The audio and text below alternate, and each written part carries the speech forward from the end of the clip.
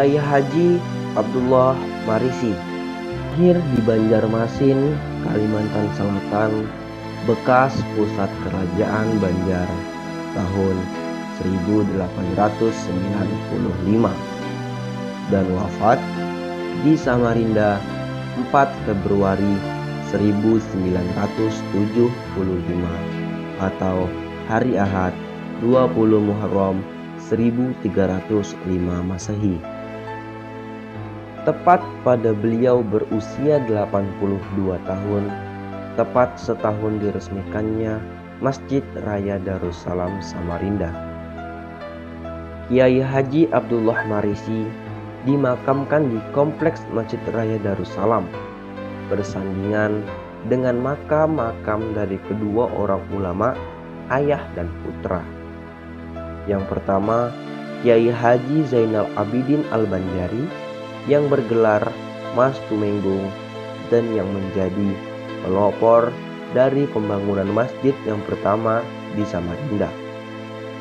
Yang kedua adalah Kiai Haji Muhammad Khalid yang juga sebagai putra dari Kiai Haji Zainal Abidin yang terletak berdampingan sudah ada lama sebelum dibangunnya Masjid Raya Samarinda.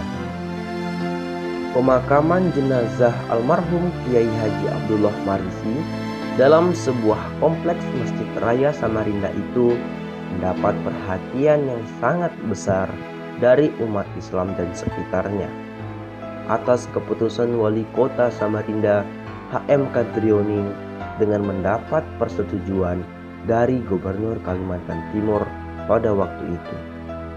Kiai Haji Abdullah Marisi adalah seorang ulama yang terkenal dan termasuk ulama besar di Kalimantan Timur, terutama dalam kalangan masyarakat Samarinda. Lebih setengah abad lamanya, sejak zaman sebelum dan sesudah kemerdekaan, Kiai Haji Abdullah Marisi boleh dikatakan terus-menerus mengabdikan jiwa raganya untuk kepentingan masyarakat Islam dan juga meneruskan sebagai penghulu seperti almarhum Kiai Haji Zainal Abidin Al-Banjari dan putranya Kiai Haji Muhammad Khalid di Samarinda. Meninggalkan Kalimantan Selatan, Kiai Haji Abdullah Marisi meninggalkan Kalimantan Selatan dan menetap perjalanan menuju timur Kalimantan. Kiai Haji Abdullah Marisi sang pandai ilmu agama Islam dalam perjalanannya yang melewati jalur darat sebelum tiba di Kalimantan Timur pada tahun 1921. Jauh sebelumnya, sebagian usia Kiai Haji Abdullah Marisi dihabiskan di Mekah. Puluhan tahun tinggal di kota suci. Kiai Haji Abdullah Marisi memperoleh banyak pengetahuan tentang Islam. Dan ketika kembali ke tanah air, beliau tidak segan memberikan ilmunya yang sudah didapatkan di kota suci. Setelah menyiarkan Islam di Kalimantan Selatan, Kiai Haji Abdullah Marisi pun pergi ke Kalimantan Timur yang pada waktu itu masih dikuasai oleh Belanda. Tibanya di Samarinda, Kiai Haji Abdullah Marisi berdakwah bersama beberapa rekan seperti Muhammad Ilyas, Abdul Ghaffar, dan Kiai Haji Muklis. Mereka berjalan dari pintu ke pintu sampai di beberapa tempat di Samarinda, termasuk di daerah Samarinda Seberang. 2 dekade sebelumnya, pada 1891, berdiri masjid pertama di Samarinda yang bernama Masjid Shiratal Mustaqim, dan beberapa ulama pun sudah berdakwah di kota tepian tersebut. Ketika Kiai Haji Abdullah Marisi tiba, sebuah masjid lagi didirikan sebagai pusat dakwah yang dinamai Masjid Jami'. Rumah ibadah itu berdiri di tepi Sungai Mahakam, selemparan batu dari pelabuhan Kabupaten Pasar di Samarinda.